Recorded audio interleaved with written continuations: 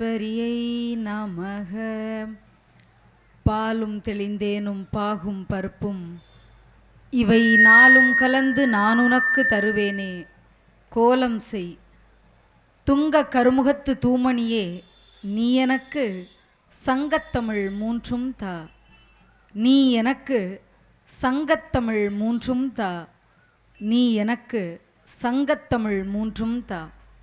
நடைபெற்று கொண்டிருக்கின்ற திருச்செந்தூர் அருள்மிகு சுப்பிரமணிய சுவாமி திருக்கோவிலினுடைய மாசி திருவிழாவிலே 6ஆம் திருவிழாவாகிய இன்றைய தினம் ஆதிராவுக்கு பேசுவதற்கென்று ஒரு அருமையான வாய்ப்பினை உருவாக்கி கொடுத்த அறநிலைத்துறையினுடைய தலைவர் மதிப்பிற்குரிய ஐயா மகேஷ் அவர்களுக்கும், இணை ஆணையர் மதிப்பிற்குரிய ஐயா கார்த்திக் அவர்களுக்கும், தமிழ்நாடு அரசிற்கும், மேலும் அறநிலை துறையை சார்ந்த அத்தனை பெரியவர்களுக்கும், ஆன்றோர்களுக்கும், சான்றோர்களுக்கும், என் போன்றோர்களுக்கும் என் அன்பான வணக்கத்தினை தெரிவித்துக் கொள்கிறேன். மேலும் இந்த மேடை மட்டுமல்ல, இதை போன்ற பல மேடை வாய்ப்புகளை எனக்கு உருவாக்கி கொடுத்த மதிப்பிற்குரிய சுவாமி தவத்திரு பத்மேந்திராஜி அவர்களுடைய பொற்பாதத்தை தொட்டு வணங்கி, அத்தனை நல்லுள்ளங்களுக்கும் மீண்டும் என்னுடைய அன்பான நன்றியை கூறி, இந்த நிகழ்ச்சியை உபயமாக வழங்கிய மதிப்பிற்குரிய திரு மா கனகவல்லி அவர்களுக்கும் என்னுடைய அன்பான வணக்கத்தினை தெரிவித்துக் கொள்கிறேன். நான் பேசுவதற்காக எடுத்துக்கொண்ட பொருள் கந்தன் கருணை. ஏறுமையில் ஏறி விளையாடு முகம் ஒன்று, ஈசனுடன் ஞானமொழி பேசும் முகம் ஒன்று, கூறுமடியார்கள் வினை தீர்க்கும் முகம் ஒன்று, குன்றுருவர் வேல் வாங்கி நின்ற முகம் ஒன்று, மாறுபடி சூரனை வதைத்த முகம் ஒன்று, வள்ளியை மனம் புரிய வந்த முகம் ஒன்று, ஆறுமுகமான பொருள் நீயருளல் வேண்டும் ஆதி அருணாச்சலம் அமர்ந்த பெருமானே. நினைத்து பாருங்கள், ஏன் எத்தனை கடவுள்கள் இருந்தாலும் கூட கந்தனுக்கு தனி சிறப்பு. சரி, கந்தன் என்று எடுத்துக்கொண்டாலும் கூட கந்தனுடைய ஒரு முகத்திற்கோ அல்லது 2 முகத்திற்கோ மட்டும் சிறப்பு கிடையாது. கந்தனுடைய 6 முகங்களுக்குமே சிறப்பு உண்டு. இந்த கலியுக காலத்திலே கூட சிறு குழந்தையாக அவதரித்து சூரபத்மனை வதம் செய்து, வதம் என்று சொல்வதை விட சூரபத்மனை ரட்சித்து என்று சொல்லலாம். சிறு குழந்தையாக அவதரித்து சூரபத்மனை ரட்சித்து இப்படி கலியுகத்திலே கலியுக வரதனாக இருக்கக்கூடிய கந்தனுக்கு ஏன் இவ்வளவு சிறப்பு? ஏன் கந்தனை நாம் போற்ற வேண்டும்? அப்படி என்ன சிறப்பு என்று கேட்டால், கந்தனுடைய ஒவ்வொரு முகமும் ஏதோ ஒரு செயலை, வினையை புரிவதற்காக உருவானது. வள்ளியை மனம் புரிய வந்த முகம் ஒன்று, சூரனை வதம் செய்த முகம் ஒன்று, வேலை உமாதேவியினுடைய திருக்கரங்களிலிருந்து பெற்ற முகம் ஒன்று, குமர குருபரருக்கு ஆட்சி கொடுத்த அருள் கொடுத்த முகம் ஒன்று. இப்படி ஒவ்வொருவருக்கும் அருள் கொடுத்த முகம் ஒன்று என்று சொன்னாலும் கூட இந்த 6 முகங்களுக்கும் ஒரு ஒற்றுமை உண்டு. அந்த சூரனையே வதம் செய்வதற்காக மிகவும் உக்கிரமான நிலையிலே முருகனுடைய முகம் காட்சியளித்தாலும் கூட அந்த 6 முகத்தையும் நாம் பார்க்கிற போது 6 முகத்திலும் கருணை என்கிற ஒன்று இருக்கும். எவ்வளவு கொடுமையான ஒரு அவதார முகத்தை கந்தன் எடுத்திருந்தாலும் கூட அதிலும் ஏதோ ஒரு பக்கத்திலே கருணை என்கிற முகம் தெரிந்து கொண்டு தான் இருக்கும். அதனால்தான் அந்த கருணை கடலை மும்மூர்த்திகளுடைய வடிவாக நாம் பார்க்கிறோம். பெரியவர்கள் எல்லோரும் சுருக்கமாக சொல்கிற போது சொல்வார்கள், சிவபெருமான் ஒருவரை நாம் வணங்குவது பஞ்சபூதங்களை வணங்கிய பலனை கொடுக்கும் என்று. நமசிவாய என்கிற ஒரே ஒரு நாமத்தை சொல்லி சிவபெருமானை நாம் வணங்குகிற போது அந்த ஒவ்வொரு எழுத்தும் பஞ்சபூதங்களை குறிக்கிறது. நா என்னும் எழுத்து நிலத்தை குறிக்கிறது, மா என்னும் எழுத்து நீரை குறிக்கிறது, சி என்னும் எழுத்து நெருப்பை குறிக்கிறது, வா என்னும் எழுத்து காற்றை குறிக்கிறது, யா என்னும் எழுத்து ஆகாசத்தை குறிக்கிறது. ஆக நமசிவாய நமசிவாய என்று நாம் சொல்கிற போதெல்லாம் எப்படி சிவபெருமானையும் சேர்த்து பஞ்சபூதங்களை வணங்குகிறோமோ அதே போலத்தான் முருகா முருகா என்று நாம் அழைக்கிற போது முருகனை மட்டும் வணங்கவில்லை, முருகனுடைய அருள் மட்டும் கிடைக்கவில்லை, முருகனோடு சேர்த்து மும்மூர்த்திகளையும் வணங்குகிறோம். ஏனென்றால் மூ என்கிற எழுத்து முகுந்தனை குறிக்கிறது. முகுந்தன் யார்? திருமால். ரூ என்னும் எழுத்து ருத்ரனை குறிக்கிறது, சிவபெருமானை குறிக்கிறது. கா என்று அழைக்கிறோம், அது கமலத்தை குறிக்கிறது, கமலத்திலே வீற்றிருக்கக்கூடிய பிரம்மதேவனை குறிக்கிறது. ஆக முருகா முருகா என்று நாம் அழைக்கிற போதெல்லாம் அது முருகனை மட்டும் வணங்கியதாக அர்த்தம் அல்ல, முருகனுடைய அருளை மட்டும் கொடுப்பதற்காக உருவான நாமம் அல்ல, அது மும்மூர்த்திகளையும் சேர்த்து கொடுக்கிறது. அப்படிப்பட்ட முருகனுடைய புண்ணிய ஸ்தலத்திலே நாம் இருக்கிறோம். இந்த ஸ்தலத்துக்கு ஒரு சிறப்பு உண்டு. என்ன தெரியுமா? முருகன் என்று சொன்னாலே நம் எல்லோருக்கும் நினைவு வருவது குன்றின் மேல் அமர்ந்திருப்பவன் முருகன். முருகனை பார்க்க வேண்டும் என்றால், முருகனை தரிசிக்க வேண்டும் என்றால், முருகனுடைய அருள் கிடைக்க வேண்டும் என்றால் குன்றில் ஏற வேண்டும், மலை மீது ஏற வேண்டும். எவ்வளவு வயதானவர்களாக இருந்தாலும் கூட அந்த குமரனை காண குன்றில் ஏறித்தான் ஆக வேண்டும். ஆனால் கருணையே வடிவான அந்த குமரன் கருணையான முகத்தோடு என்னை பார்ப்பதற்கு மக்கள் சிரமப்பட வேண்டியது இல்லை என்று சொல்லி இங்கே மலை மீது காட்சி கொடுக்கவில்லை, கடல் மத்தியில் காட்சி கொடுக்கிறார். அங்கே கூட சமமான பரப்பிலே இந்த முருகன் காட்சி கொடுக்கவில்லை, சற்று தாழ்வான பரப்பிலே பெரியவர்கள் எல்லோருக்கும் இந்த குமரன் அருள்பாலிக்கக்கூடிய குழந்தை என்று நிரூபிக்கக்கூடிய வடிவிலே இங்கே காட்சி கொடுக்கிறார் என்று சொன்னால் அதுதான் 6 படை வீடுகளுக்கு மட்டுமல்ல, முருகன் கோவில் எங்கெல்லாம் சிறப்பு வாய்ந்ததோ அங்கு எங்கும் இல்லாத சிறப்பு இவருக்கு உண்டு.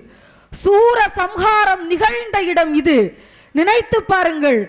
ஒரு பாடலிலே கூறுவார்கள், திருச்செந்தூரில் கூடும் மக்கள் கடல் அலையா அல்லது தலையா என்று சொல்வார்கள். அலைக்கும் மக்கள் தலைக்கும் வித்தியாசம் தெரியாத அளவுக்கு இங்கே சூரசம்ஹாரத்தின் போது மக்கள் குவிந்திருப்பார்கள்.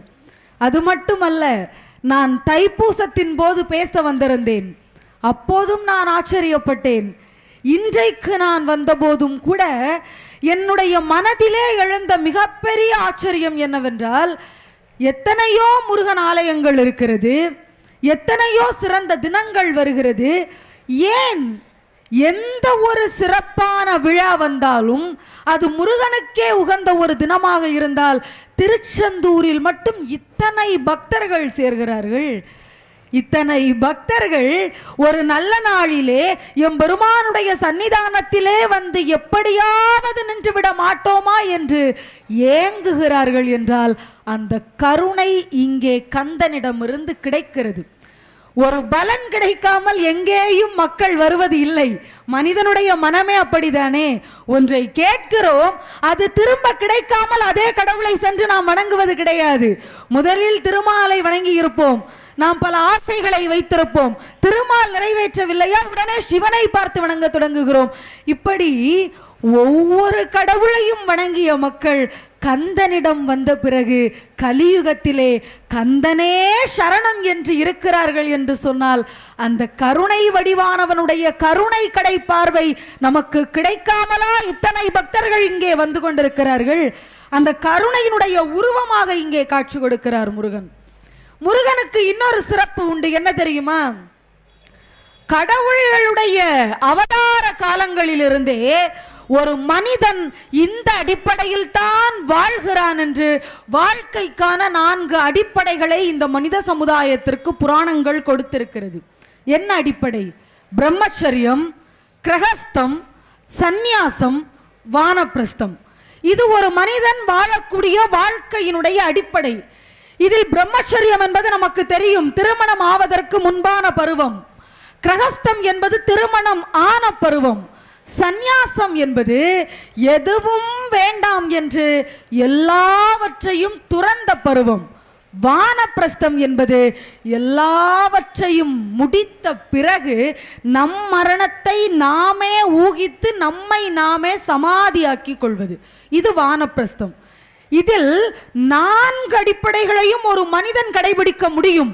பிரம்மச்சரியனாக வாழ முடியும், கிரகஸ்தனாக வாழ முடியும், சந்நியாசனாக வாழ முடியும். ஏன், அவன் வானப்பிரஸ்தனாக கூட நினைத்தால் தன்னை தானே தன் மரணத்தை ஊகிக்க முடியும், உண்மையான பக்தி இருந்தால். ஆனால் கடவுள்கள் என்கிற நிலையை அடைகிற போது, தேவர்கள் என்கிற நிலையை அடைகிற போது அவர்களால் 3 நிலைப்படித்தான் வாழ முடியும். பிரம்மச்சரியமாக வாழலாம், கிரகஸ்தர்களாக வாழலாம், சந்நியாசிகளாக வாழலாம். ஆனால் தன்னை தானே முடித்து கொள்ளக்கூடிய நிலை கடவுள்களுக்கு இல்லை. அந்த ஒரு நிலையை தவிர மற்ற 3 நிலைகளின்படி வாழ்ந்த ஒரு கடவுள் என்றால் அது குமரன். பிறந்தவுடன் சரவண பொய்கை நதியிலே பிரம்மச்சரிய வாழ்க்கையை வாழ்ந்தவன் கந்தன். தெய்வ யானையையும் வள்ளியையும் திருமணம் செய்து கிரகஸ்தனாக இந்த உலகத்திற்கு வாழ்ந்து காட்டியவன் கந்தன். தன்னுடைய ஆசைக்கு தன் பெற்றோர்கள் பணிபுரியவில்லை என்ற கோபத்திலே அனைத்தையும் துறந்து கோவணத்தை கட்டிக்கொண்டு பழனியிலே சந்நியாசனாக வாழ்ந்து காட்டியவன் முருகன். ஆக ஒருவன் எந்த நிலையில் வேண்டுமென்றாலும் வாழ்க்கையினுடைய அடிப்படை நிலையிலே வாழ முடியும் என்று வாழ்ந்து காட்டிய ஒரு கடவுள் கந்தன். அதனால்தான் அந்த கந்தனை நாம் கலியுக கடவுள் என்று சொல்கிறோம், கலியுக வரதன் என்று சொல்கிறோம். ஏன் கலியுகத்திலே கந்தனை கொண்டாட வேண்டும்? கலியுகத்திற்கு ஏன் கந்தன் தேவை? அவருடைய கடைக்கண் எதற்காக நமக்கு தேவை என்றால், கலியுகம் அத்தனை பிரச்சனைகளை கொண்டிருக்கிறது. மகாபாரதத்தினுடைய முடிவிலே பகவான் கிருஷ்ணர் அழகாக சொல்லியிருப்பார். 5 விஷயங்களைத்தான் சொல்லியிருப்பார். ஆனால் முடிக்கிற போது கிருஷ்ணர் சொல்லியிருப்பார், இவை 5 மட்டுமல்ல, மேலும் பல பிரச்சனைகள் கலியுகத்திலே வரும், மக்கள் அனுபவிப்பார்கள். அந்த துன்பத்திலிருந்து மீள வேண்டும் என்று சொன்னால் பக்தி தேவை, கருணை பார்வை தேவை என்றார். அந்த கருணை பார்வைக்காகத்தான் நாம் எல்லோரும் இன்றைக்கு கலியுகத்திலே கந்தனுடைய திருவடிகளை பெற்றிருக்கிறோம். என்ன பிரச்சனையை கிருஷ்ணர் சொன்னார்? மகாபாரதத்திலே பாண்டவர்கள் எல்லோரும் வனவாசம் செல்கிறார்கள். வனவாசத்தில் சென்று உணவு எல்லாம் வட்டமாக இருந்து சாப்பிட்டு முடித்தவுடன் பாண்டவர்கள் 5 ஒரு சந்தேகம் வந்தது. பகவான் கிருஷ்ணரை பார்த்து கேட்டார்கள், கிருஷ்ணா, கிருதாயுகம் இருக்கிறது, கிரேதாயுகம் இருக்கிறது, நாம் வாழ்வது துவாபர யுகம். இந்த எங்களை கடந்த அந்த 2 யுகங்களிலுமே ராமர் பல துன்பங்களை அடைந்தார். அதைவிட துவாபர யுகம் கடினமாக இருக்கும் என்றார்கள். நாங்கள் செய்யாத தவறுக்கு வனவாசத்திலே துன்பப்படுகிறோம். ஆக துவாபர யுகமும் கடினம்தான். எங்களுக்கு என்ன சந்தேகம் என்றால், துவாபர யுகமே இவ்வளவு கடினமாக துன்பமாக இருக்கிறதே, செய்யாத தவற்றிற்கு நாங்கள் பல துன்பங்களை அனுபவிக்கிறோமே, அப்படி என்றால் நாங்கள் வாழ்ந்து முடித்த பிறகு வரக்கூடிய கலியுகம் எப்படி இருக்கும்? கலியுகத்திலே மக்கள் எப்படி இருப்பார்கள்? என்ன துன்பம் வரும்? அவர்கள் அந்த துன்பத்திலிருந்து எப்படி மீட்சி அடைவார்கள் என்று கேட்டார்கள். கிருஷ்ணர் சிரித்தபடி சொன்னார், கிரேதாயுகத்திலே மக்களை துன்பத்திலிருந்து காப்பாற்றுவதற்காக ராமர் அவதரித்தார். அவர் தன்னுடைய அவதாரத்தை முடித்தார், கிரேதாயுகம் முடிந்தது. துவாபர யுகத்திலே உங்களுடைய துன்பங்களை நீக்குவதற்காக நான் வந்திருக்கிறேன். இந்த யுகம் முடிகிற போது நானும் என் அவதாரத்தை முடித்துக் கொள்வேன். ஆனால் கலியுகத்திற்கு என்று நான் ஆரம்பத்தில் எந்த அவதாரமும் எடுக்க போவது இல்லை.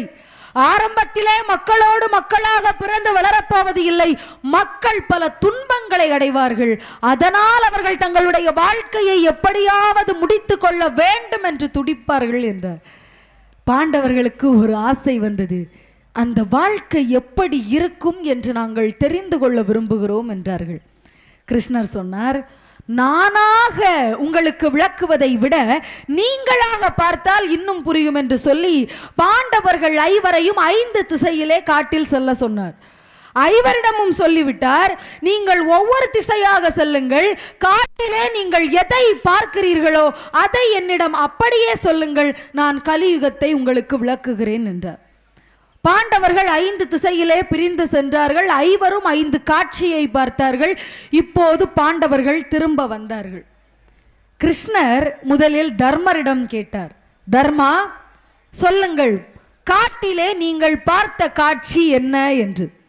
தர்மர் ஆச்சரியத்தோடு சொன்னார், கிருஷ்ணா, நான் காட்டிலே ஒரு யானைக்கு 2 தும்பிக்கைகள் இருந்ததை பார்த்தேன். இது எப்படி சாத்தியமாக முடியும்?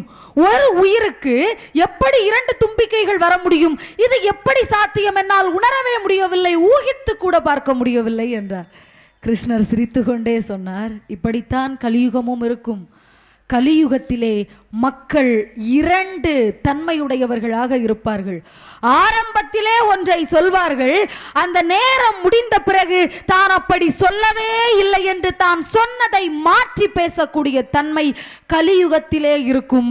ஆட்சி செய்யக்கூடிய அரசர்கள் மக்களிடம் முதலில் ஒன்றை சொல்வார்கள், தான் ஆட்சி பீடத்தினுடைய உச்சத்திற்கு வந்த பிறகு மக்களை ஏமாற்றுவார்கள். இதுதான் கலியுகத்தினுடைய தன்மை என்று சொன்னார். தர்மர் திகைத்து போய் நின்றார். சிந்தித்து பாருங்கள், ஏதோ துவாபர யுகத்திலே கிருஷ்ணர் சொன்னார் என்று நாம் நினைக்கிறோம். சரி, கிருஷ்ணர் சொன்னதை நாம் பார்க்கவில்லை, ஆனால் நீங்கள் நினைத்து பாருங்கள், இன்றைய கலியுகம் அப்படித்தானே இருக்கிறது. ஒரு பக்கத்தில் ஒன்றை பேசுகிறோம், சற்று திரும்பியவுடன் இவரிடம் என்ன சொன்னோமோ அதை அப்படியே மாற்றி இந்த பக்கத்திலே பேசுகிறோம். கிருஷ்ணர் சொன்னார் என்பது இரண்டாவது இருந்தால் கூட நாம் இன்றைக்கு நேரில் இந்த கலியுகத்தை பார்க்கத்தானே செய்கிறோம். சரி, கிருஷ்ணர் இரண்டாவது பீமனிடம் கேட்டார், பீமா நீ என்ன பார்த்தாய் என்று. பீமர் சொன்னார், நானும் ஒரு வியக்கத்தக்க காட்சியைத்தான் பார்த்தேன். நான் சென்ற பாதையிலே ஒரு தாய் பசு தன்னுடைய கன்றினை தன்னுடைய நாவால் சுத்தப்படுத்தி கொண்டிருந்தது. கிருஷ்ணர் கேட்டார், இதில் என்ன இருக்கிறது? இது மகிழ்ச்சி அடைய வேண்டிய விஷயம் தானே என்று. பீமன் சொன்னான், அதில் தான் பிரச்சனை. தாய்ப்பசு கன்றுவினை சுத்தப்படுத்தினால் பரவாயில்லை, சுத்தமான இடத்தை மீண்டும் மீண்டும் தன்னுடைய நாவால் சுத்தப்படுத்தி அந்த கன்றிற்கு அந்த இடத்தில் இரத்தமே வந்துவிட்டது. இரத்தம் வடிந்தாலும் கூட அதை பொருட்படுத்தாமல் தன் கன்றினை பாதுகாப்பதாக நினைத்து அதை சேதப்படுத்தியது. ஒரு தாய் எப்படி, ஒரு பெற்றோர் எப்படி ஒரு குழந்தையை துன்பப்படுத்துவார்கள்? என்னால் இதை தாங்கிக் கொள்ள முடியவில்லை என்றார் பீமர். கிருஷ்ணர் சிரித்தார், இந்த யுகத்தில் உன்னால் தாங்கிக் கொள்ள முடியாது பீமா, கலியுகம் இப்படித்தான் இருக்கும். கலியுகத்திலே பெற்றோர்கள் பிள்ளைகளை கண்மூடித்தனமாக நம்புவார்கள். பிள்ளைகளை நாங்கள் பாதுகாக்கிறோம் என்ற பெயரிலே அவர்களுக்கு அளவுக்கு அதிகமான சுதந்திரத்தை கொடுத்து விடுவார்கள். பாதுகாப்பு என்ற பெயரில் தன் பிள்ளைகளின் வாழ்வை தானே சேதப்படுத்தக்கூடிய பெற்றோர்கள் கலியுகத்திலே உருவாகுவார்கள் என்றார். அதை துவாபர யுகத்திலே கிருஷ்ணர் சொல்லி இருந்ததாக நினைத்தால் அப்படியே இந்த கலியுகத்திற்கு வந்து பாருங்கள். கொரோனா காலம் வந்தது, ஆன்லைன் வகுப்புகள் தான் நடத்த வேண்டும் என்ற சட்டம் வந்தது. அதற்காக பிள்ளைகளுக்கு செல்போன் வாங்கி கொடுத்தார்கள் பெற்றோர்கள். கொரோனா எப்போதோ முடிந்து விட்டது. இன்றைக்கும் பிள்ளைகளின் கையில் இருக்கக்கூடிய செல்போனை பெற்றோர்கள் கைக்கு நாம் கொடுக்கவில்லை, பெற்றோர்களும் கேட்கவில்லை. பிள்ளைகளை நாங்கள் நம்புகிறோம் என்ற பெயரில் ஒரு குறிப்பிட்ட பருவத்திற்கு முன்பாக பிள்ளைகளுக்கு சுதந்திரத்தை கொடுத்து தன் குழந்தைகளின் வாழ்வை தானே சேதப்படுத்தக்கூடிய பெற்றோர்கள் கலியுகத்திலும் இருக்கத்தானே செய்கிறார்கள். நான் பெற்றோர்களை குறை கூறவில்லை, அவர்களின் அளவு கடந்த பாசம் அவர்களை கண்ணை மறைத்து விட்டது. சரி, கிருஷ்ணர் மூன்றாவது அர்ஜுனனிடம் வந்தார். அர்ஜுனா நீ என்ன பார்த்தாய் என்றார். அர்ஜுனன் சொன்னான், நான் பார்த்ததும் அப்படித்தான். ஒரு பறவையை பார்த்தேன், அந்த பறவையினுடைய சிறகுகளிலே வேதங்கள் எழுதப்பட்டிருந்தது என்றார். கிருஷ்ணர் மகிழ்ச்சிக்குரிய விஷயம் தானே என்றார். அர்ஜுனன் சொன்னான், அதோடு நின்றிருந்தால் பரவாயில்லை கிருஷ்ணா, வேதங்கள் எழுதப்பட்ட இறகுகளை உடைய பறவை ஊனை சாப்பிட்டு கொண்டிருந்தது, ஒரு உயிரினுடைய மாமிசத்தை சாப்பிட்டு கொண்டிருந்தது. வேதம் எழுதப்பட்ட பறவை இதை எப்படி செய்ய முடியும் என்றார். கிருஷ்ணர் சொன்னார், கலியுகம் இப்படித்தான் இருக்கும். பக்திமான்களாக மானிடர்கள் தங்களை இந்த வெளியுலகத்திற்கு காட்டிக் கொள்வார்களே தவிர அகமனதை பார்க்கிற போது தூய்மை என்பது பலருக்கும் இருக்காது. எல்லோரும் வெளிவேஷம் தானே தவிர கலியுகத்திலே அகத்திலும் தூய்மையுடைய மனிதர்களை காண்பது என்பது அரிதாகத்தான் போய்விடும் என்றார். அர்ஜுனனுக்கு ஒரே திகைப்பு. சரி என்று நகுலனை பார்த்தார் கிருஷ்ணர். நகுலா, நீ என்ன பார்த்தாய் என்று. நகுலன் சொன்னான், நான் ஒரு பெரிய மலையை பார்த்தேன். அந்த மலையினுடைய உச்சியிலிருந்து ஒரு மிகப்பெரிய பாறை உருண்டையாக உருண்டு வந்து கொண்டிருந்தது. வரக்கூடிய பாறை எவ்வளவு பெரிய மரங்கள் இடையில் இருந்தாலும் அந்த மரங்கள் அத்தனையையும் சரித்துவிட்டு தான் தன்னுடைய நோக்கத்தை மட்டும் கொண்டு கீழே உருண்டு வந்து கொண்டிருந்தது என்றார். கிருஷ்ணர் கேட்டார், அப்படி வந்து கொண்டிருந்த பாறை இறுதியிலே எங்கே சென்று முடிந்தது என்று. நகுலன் சொன்னான், எத்தனையோ பெரிய மரங்கள் இருந்தும் அத்தனை மரங்களையும் வீழ்த்தி கொண்டு வந்த அந்த பாறை இறுதியிலே சிறிய ஒரு செடி தட்டி அங்கேயே நின்று கொண்டிருக்கிறது. அந்த செடி என்னுடைய முழங்கால் அளவுக்கு கூட உயரமில்லை. எப்படி மரங்களை வீழ்த்திய அந்த பாறை அந்த செடியை வீழ்த்தவில்லை என்றார். கிருஷ்ணர் சொன்னார், கலியுகத்திலே சில மானிடர்கள் இப்படித்தான் இருப்பார்கள். நல்ல வழி இது என்று காட்டுவதற்கு எத்தனை பெரியவர்கள் இடையில் குறுக்கலாக வந்து நின்றாலும் அதை எதையுமே இளைய சமுதாயம் கண்டுகொள்வது இல்லை. எப்படி பாறையிலிருந்து உருண்டு அந்த பாறை வந்ததோ அதே போல வாழ்க்கையிலே இளைய சமுதாயம் கெடுதலான பாதையை நோக்கித்தான் சென்று கொண்டிருப்பார்கள். எத்தனை பெரியவர்கள் நல்ல வழியை காண்பிக்க இடையிலே வந்து நின்றாலும் அவர்கள் யாரையும் கண்டுகொள்ளாமல் அந்த பாறை சென்று கொண்டு தான் இருக்கும். ஆனால் அப்படி யாருடைய கட்டுப்பாட்டிற்கும் நிற்காத அந்த பாறை பக்தி என்கிற ஒரே ஒரு ஆயுதத்தை தன்னுடைய மனதில் எடுத்துக்கொண்டால், முருகனை கையில் எடுத்துக்கொண்டால், சிறிய செடி தட்டி எப்படி அந்த பாறை நின்றதோ முருகனுடைய அருள் கிடைத்தால் நிச்சயம் நிற்க முடியும் என்றார். அதனால் தான் அவரை கலியுக வரதன் என்று சொல்கிறோம். கலியுகத்திலே துன்ப கடலிலிருந்து நீந்த வேண்டும் என்றால் அவரை கைப்பற்றினால் மட்டும்தான் உண்டு. சரி, இறுதியிலே கிருஷ்ணர் சகாதேவனை பார்த்தார். சகாதேவா, நீ என்ன பார்த்தாய் என்றார். சகாதேவன் சொன்னான், நான் சென்ற இடம் தண்ணீர் செழிப்பாக கிடைக்கக்கூடிய பகுதி. ஒரு அடி தோண்டினால் கூட தண்ணீர் கிடைக்கும். அப்படிப்பட்ட ஒரு பகுதிக்கு சென்றேன். அங்கே 5 கிணறுகள் இருந்தது. 4 கிணறுகள் முழுமையாக தண்ணீர் நிரம்பி இருந்தது. ஆனால் அந்த 4 கிணறுகள் இருந்த அதே பகுதியில் அதை சார்ந்து தான் 5வது கிணறும் இருந்தது. அந்த கிணறும் ஆழமாக தோண்டப்பட்டுத்தான் இருந்தது. ஒரு அடி தோண்டினாலே தண்ணீர் வரக்கூடிய அந்த நிலத்திலே எத்தனையோ அடி தோண்டப்பட்டிருந்த அந்த கிணற்றிலே ஒரு துளி கூட தண்ணீர் ஊறவில்லை. இது எப்படி சாத்தியமாகும் கிருஷ்ணா என்று கேட்டார். கிருஷ்ணர் சொன்னார், கலியுகத்திலே சில பணக்காரர்கள் இருக்கத்தான் செய்வார்கள், செல்வந்தர்கள் இருக்கத்தான் செய்வார்கள்.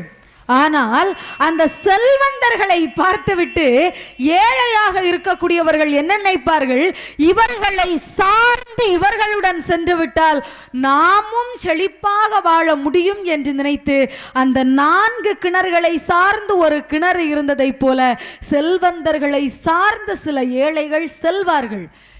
என்னத்தான் செல்வந்தர்களை சார்ந்து சென்றாலும் அந்த ஏழைகளினுடைய கர்ம வினை பாவம், அவர்கள் போன பிறவியில் செய்த பாவம், அவர்கள் எவ்வளவு ஆழமாக உழைப்பினையும் முயற்சியையும் பக்தியையும் விதைத்தாலும் கூட ஊழ்வினை பாவத்தால் அவர்கள் வாழ்க்கையிலே செல்வந்தர்களாக மாறவே முடியாது. தவறு செய்தவன் தண்டனையை பெற்ற பிறகுதான் மகிழ்ச்சியை அடைய முடியும் என்றார். இந்த 5ஐயும் சொல்லிவிட்டு பகவான் சொன்னார், இது பஞ்ச பாண்டவர்களாகிய நீங்கள் பார்த்த வினைக்கான செயலை நான் விவரித்து சொன்னது. அதை தாண்டி பல துன்பங்களை கொண்டதாகத்தான் கலியுகம் இருக்கும் என்று சொன்னார். நினைத்து பாருங்கள், கிருஷ்ணர் அன்றைக்கு ஊகித்து சொன்ன ஒன்றும் இன்றைக்கு தவறாக போய்விடவில்லை. அவை 5 மட்டுமல்ல, அதை தாண்டி எத்தனையோ இந்த கலியுகத்திலே நடந்து கொண்டு தான் இருக்கிறது. வன்முறைகளும் தீவிரவாதங்களும் பொய்யும் கொலையும் ஊழலும் நிறைந்த ஒரு உலகமாக இந்த சமுதாயம் மாறிவிட்டது. அந்த கடலிலிருந்து நாம் நீந்தி வெளியே வர வேண்டும் என்று சொன்னால் இந்த கந்தனை கரம் பிடிக்க வேண்டும். கந்தனுடைய கருணை பார்வை நமக்கு கிடைக்க வேண்டும். அந்த கந்தனுடைய கருணை பார்வை கிடைக்க வேண்டும் என்றால் மதில் மீது பூனையாக வாழக்கூடிய நாம் தாமரை இலை தண்ணீர் போல வாழ கற்றுக்கொள்ள வேண்டும். ஒரு மதிலிலே இருக்கக்கூடிய பூனை இந்த பக்கத்திலும் ஆழமான பகுதி, மறுபக்கத்திலும் ஆழமான பகுதி, எங்கே செல்வது என்று தெரியாமல் இறுதி வரை தவறான அந்த மதிலையே பற்றி பிடித்து வாழும். அதை போன்று ஏதோ ஒரு தவறிலே மாட்டிவிட்டோம், இரண்டு பக்கத்தில் சென்றாலும் பாவத்தை அனுபவிக்க போகிறோம் என்பதற்காக தவறையே பற்றிவிட்டு வாழ்வதை விட தாமரை இலை தண்ணீர் போல பற்றுகளையே இந்த உலகத்திலிருந்து விட்டு வாழ்வது எத்தனையோ மேலானது. இந்த கந்தனை எளிமையாக நாம் அடைவதற்கான ஒரு வழியாக அது நமக்கு இருக்கும். வள்ளுவர் அழகாக சொல்லியிருப்பார், பிறவிக்கடல் நீந்துவர் நீந்தார் இறைவன் அடி சேராதார் என்று. என்னை கேட்டால் வள்ளுவர் இந்த கலியுகத்திற்காக எழுதிய ஒரு திருக்குறள் என்று இதை நான் சொல்வேன். ஏனென்றால் மற்ற எந்த ஒரு யுகத்திலுமே பிறவி கடலிலிருந்து மக்கள் நீந்துவதற்கு துன்பப்பட்டது கிடையாது. கலியுகத்தில் மட்டும்தான் துன்பப்படுகிறார்கள். நடுக்கடலிலே இப்போது நாம் எல்லோரும் நின்று கொண்டிருப்போம். எந்த பக்கத்திற்கு நீந்தினால் கரை என்பது தெரியாத ஒரு இடத்தில் நிற்கக்கூடிய நமக்கு கலங்கரை விளக்கமாக இருக்கக்கூடியவன் இந்த கந்தன். அந்த கந்தனினுடைய பெருமையை தெரிந்து கொண்டால், கந்தனுக்கான தமிழை பாடினால், கந்தனை கலியுகத்தில் அடைவதற்கான எளிமையான வழியான கந்தல் அலங்காரங்கள் உட்பட்ட கந்தனுக்கான தமிழ் பாடல்களை பாடினால் நிச்சயமாக நாம் மோட்சத்தை மிக விரைவிலேயே அடைய முடியும். ஏனென்றால் கந்தனுடைய அவதார சிறப்பே அத்தனை சிறப்பு. கந்தபுராணம் அழகாக கச்சியப்பர் சொல்லியிருப்பார். கந்தபுராணத்தை மட்டும் படித்தாலே கந்தனுடைய கருணையை தெரிந்து கொள்ளலாம். ஏனென்றால் எத்தனையோ தேவர்கள் இறைவர்கள் அவதாரம் செய்திருக்கிறார்கள், இல்லை என்று சொல்ல முடியாது. ஆனால் கந்தனுடைய அவதாரம் என்பது அவர் பிறந்தது முதலே அவர் கருணையை இந்த உலகத்திற்கு பறைசாற்றி இருக்கிறது. பார்வதி தேவி சிவபெருமானை பார்த்து சொல்கிறாள், சிவபெருமானே, தக்ஷனுடைய மகளாக எனக்கு இந்த உலகத்திலே இருக்க விருப்பமில்லை. தக்ஷனான என்னுடைய தந்தை என்னுடைய கணவரான உங்களையும் ஏளனம் செய்து விட்டார், என்னையும் ஏளனம் செய்து விட்டார். அவருடைய மகளாக நான் வாழ விரும்பவில்லை என்று சொன்னவுடன் சிவபெருமான் சொன்னார், சரி, இமவானுக்கும் மேனைக்கும் மகளாக பிறந்து இளவரசியாக நீ வளர்ந்து வா, உன்னை நான் திருமணம் செய்கிறேன், மறுபிறவியிலே உன்னை நான் திருமணம் செய்கிறேன் என்று சொன்னார். பார்வதி தேவி இப்போது இமவானுக்கும் மேனைக்கும் மகளாக பிறந்து அரண்மனையிலே இளவரசியாக வளர்ந்து வருகிறாள். இந்த நேரத்திலே பார்வதி தேவிக்கு திருமண வயது வருகிறது. திருமண வயது வந்த பார்வதி தேவியோ எப்படியாவது சிவபெருமானை திருமணம் செய்துவிட வேண்டும் மிக விரைவிலே என்று சொல்லி தனக்காக ஒரு தனி பகுதியை உருவாக்கி அந்த பகுதியிலே இருந்து சிவபெருமானை நோக்கி தியானம் இருந்தாள். சிவபெருமானை நோக்கி பார்வதி தேவி ஒரு பக்கத்திலே தியானம் இருந்து கொண்டிருக்கிறாள். இந்த தியானத்தை கேட்கக்கூடிய நிலையிலே சிவபெருமான் இல்லை. ஏனென்றால் சிவபெருமான் காட்டிலே யோக நிலையில், அதாவது மோன நிலையிலே இருந்தார். தவம் மட்டுமே செய்யக்கூடிய நிலை. தேவர்கள் எல்லோரும் பார்த்தார்கள், சிவபெருமான் யோக நிலையில் இருந்தால் எப்படி இப்போது திருமணம் நடக்கும்? திருமணம் நடக்க வேண்டும் என்றால் யோக நிலையை கலைக்க வேண்டுமே, அப்படி என்றால் மட்டும்தானே திருமணம் நடக்கும் என்று சொல்லி மன்மதனை அழைத்தார்கள். மன்மதனிடம் சொன்னார்கள், மன்மதா, நீ நினைத்தால் மட்டும்தான், உன்னுடைய 5 வில்லும் நினைத்தால் மட்டும்தான் சிவபெருமானுடைய யோக நிலையை கலைக்க முடியும் என்று சொல்லி மன்மதனை ஏவி அனுப்பி வைத்தார்கள். மன்மதன் சென்று காட்டில் பார்த்தான். அழகான ஒரு பகுதியிலே மரத்தின் அடிப்பக்கத்திலே ஒரு பாறையின் மேலே சிவபெருமான் தவக்கோலத்திலே அமர்ந்திருந்தார். இப்போது மன்மதன் தன்னுடைய 5 வில்லையும் தொடுத்து சிவபெருமானின் மீது ஏவினான். 5 வில்லும் சென்று எம்பெருமானுடைய மார்பை சென்று அடைகிற போது எம்பெருமானுடைய தவ யோக நிலை கலைந்து போகிறது. என்னுடைய தவத்தையே கலைக்க முடியும் என்று சொன்னால் அது யார் என்று சொல்லி தன்னுடைய நெற்றிக்கண்ணை திறந்து பார்த்தார். நெற்றிக்கண்ணை திறக்கிற போது நேரே நின்ற மன்மதன் அவருடைய நெற்றிக்கண்ணிலிருந்து வந்த நெருப்பால் அழிந்து போகிறான். இப்போது ரதி வந்தாள். என்னுடைய கணவரான மன்மதனையே கொலை செய்தவன் சிவபெருமானாக மட்டுமே இருக்க முடியும் என்று சொல்லி சிவபெருமானுடைய திருவடிகளிலே வீழ்ந்தாள். எதற்காக என் கணவனை கொலை செய்தீர்கள்?